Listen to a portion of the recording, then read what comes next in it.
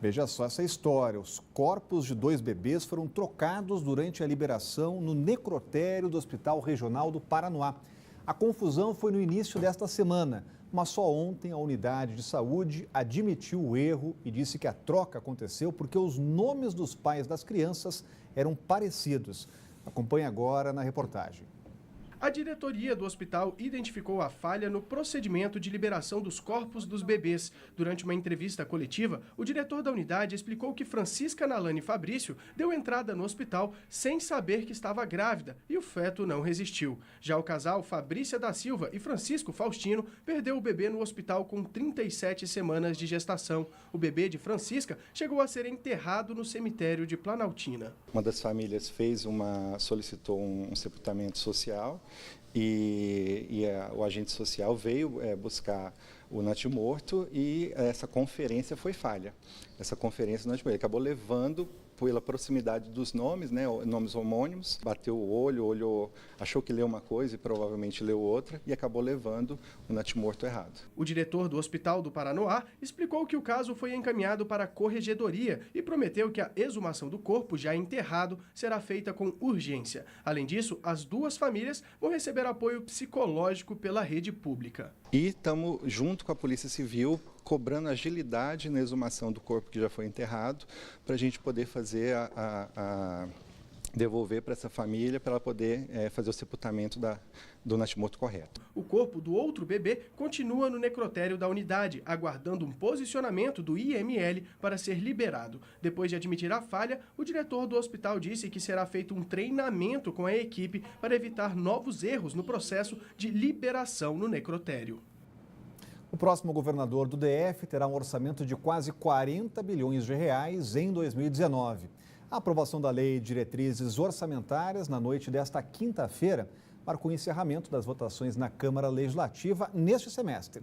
A lei é uma peça fundamental para o planejamento, já que estabelece metas fiscais e avalia os riscos das contas públicas.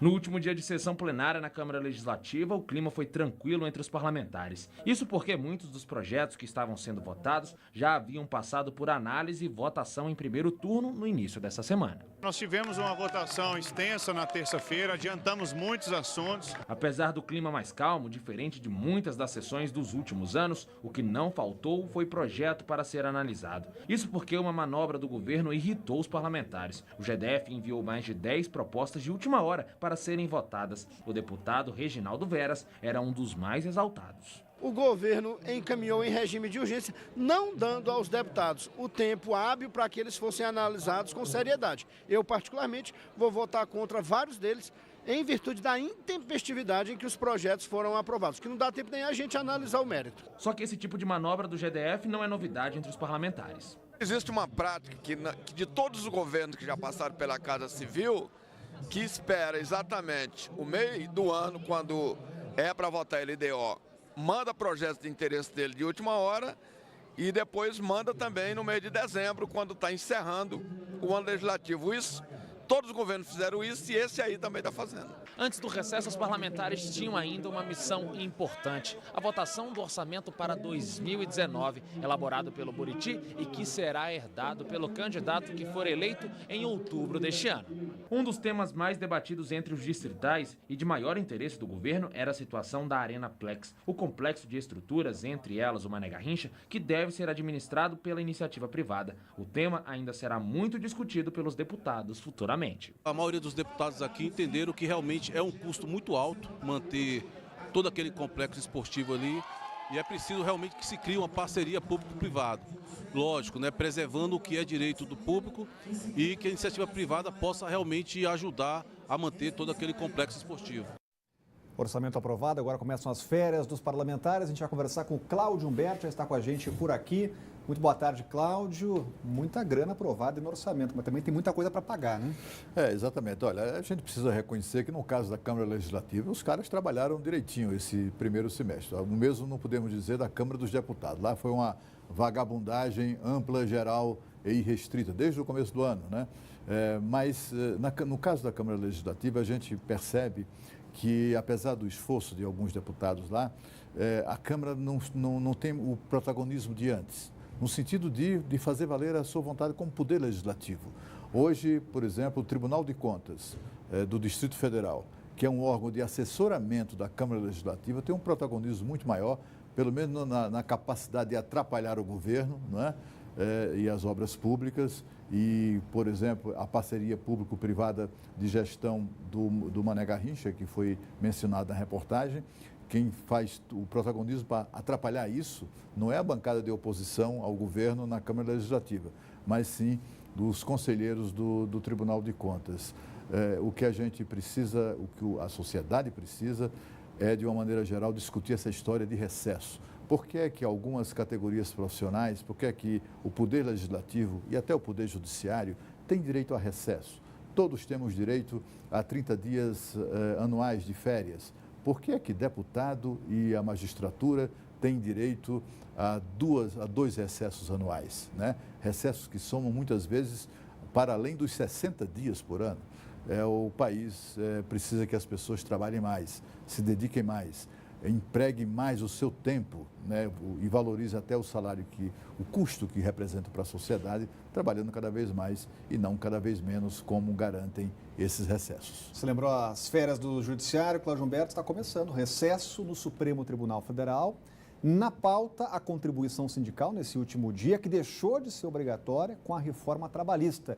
A maioria dos ministros votou contra a obrigatoriedade. A gente vai falar com a Renata Dourado. Como é que foi, Renata, esse último dia de trabalho antes do recesso? Boa tarde. Pois é, Rodrigo, boa tarde para você, para o Cláudio, para todos que nos acompanham. Placar final 6 votos a 3.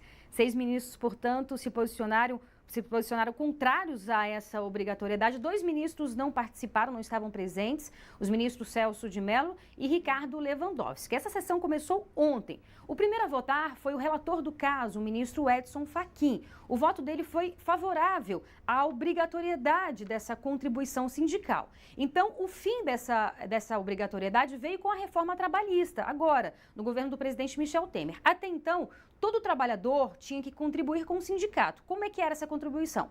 Uma vez por ano, referente a um dia de trabalho. Então, esse dinheiro ia para o sindicato. Ocorre que, com a reforma trabalhista, 19 ações foram parar no Supremo Tribunal Federal, questionando o fim dessa obrigatoriedade. E foi exatamente por isso que os ministros analisaram essa questão. Então, no entendimento do relator, ministro Edson Fachin, essa contribuição, ela consta aí, a obrigatoriedade consta na Constituição de 88, e de acordo com essa Constituição, a obrigatoriedade é importante para fortalecer os sindicatos, que por sua vez fortalece também o trabalhador. Então esse foi o entendimento do ministro relator. Depois, quem votou foi o ministro Luiz Fux, que aí ele se posicionou contrário, disse que, na verdade, a Constituição não obriga ninguém a se filiar a algum sindicato e por isso não teria a razão dessa obrigatoriedade.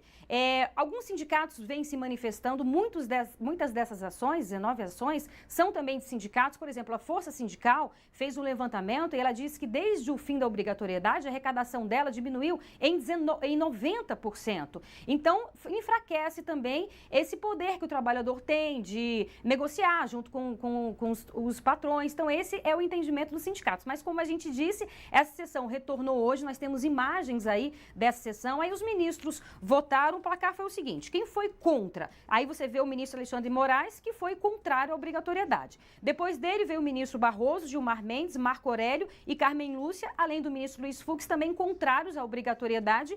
E a favor votaram os ministros Dias Toffoli, Rosa Weber, além do ministro Edson Fachin. Portanto, Rodrigo, acabou-se essa história, a obrigatoriedade não existe mais, contribui com o sindicato quem quiser.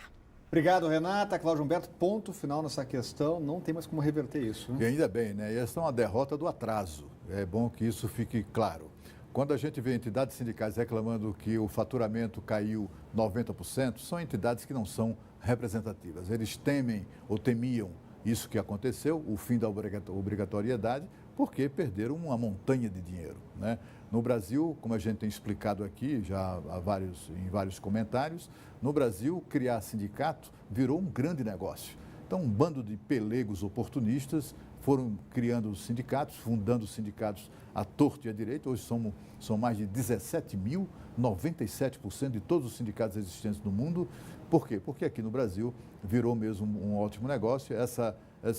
esse imposto obrigatório, por exemplo, que custava, em que nós éramos obrigados a trabalhar um dia por ano para sustentar uma cambada de pelegos oportunistas. Agora, qual é o sindicato que vai sobreviver a isso? Vai sobreviver o sindicato que efetivamente luta pela sua categoria. Isso não vai enfraquecer nada, não vai enfraquecer sindicalismo, não vai enfraquecer a classe trabalhadora, isso é tudo conversa fiada. O que o fim da obrigatoriedade do imposto sindical vai trazer é o fortalecimento do sindicato real, aquele que existe para a defesa dos interesses da sua classe. E a sua classe vai ser a primeira a manifestar, os trabalhadores, a manifestar a intenção, o desejo de continuar contribuindo, porque sabe que terá retorno daquilo através do empenho das suas lideranças. A imensa maioria desses 17 mil sindicatos, a tendência é que vão desaparecendo a cada dia, porque, afinal de contas, acabou-se o que era doce, acabou o faturamento fácil e oportunista da pelegada. Falar de coisa bacana, a Campus Party segue a todo vapor no Mané Garrincha e é para lá que a gente vai agora, ao vivo, com a repórter Camila Lopes, já está com a gente por aqui. Muito boa tarde, Camila. Estou vendo que tem muito movimento por aí, hein, Camila? Boa tarde, Orengo. Boa tarde a todos. E olha, não vou mentir não, Orengo, eu já brinquei, foi bastante aqui hoje. Aqui atrás, acho que dá para vocês verem, parece um controle remoto. É aquela brincadeira de carrinho, aquela corrida de carros. A gente brincou por aqui, tem batalha de drone, tem bastante coisa, tem robótica. O pessoal aqui tá animado, a gente chegou aqui por volta das 10 horas da manhã e desde então não para. O pessoal aqui realmente tá trazendo tecnologia, mas também com muita diversão. Eu até conversei agora há pouco com o menino Matheus, de 11 anos, e eu perguntei para ele se isso aqui é melhor que parque de diversões. Ele não demorou nem um segundo para me responder que sim. E quem quiser participar, vir até a Campus Party, principalmente nessa área que nós estamos, que é a área que é aberta ao público, pode vir amanhã às 10 horas da manhã até às 8 da noite e no domingo, que é o último dia, fica aberto até às 4 horas da tarde. Só que a pessoa vai poder circular nessa área aqui até às 5 da tarde. Lembrando, essa área que é uma área que não precisa pagar nada por isso. Tem uma área também de praça de alimentação. É aquele evento para a família toda e vale a pena. Eu vou te dizer que eu já me diverti demais e que à tarde eu tô aqui de volta, vou trazer a molecada para poder aproveitar tudo isso aqui, Orengo. Valeu, Camila, e nada melhor, né, do que se divertir e aliar isso à tecnologia, à educação e informação. Bacana, hein? E olha, a seguir, o GDF decide dar ponto facultativo a servidores. Segunda que vem, IDR anuncia mudanças nas faixas exclusivas. Tudo para evitar o caos do último jogo do Brasil. O Band Cidade está voltando já.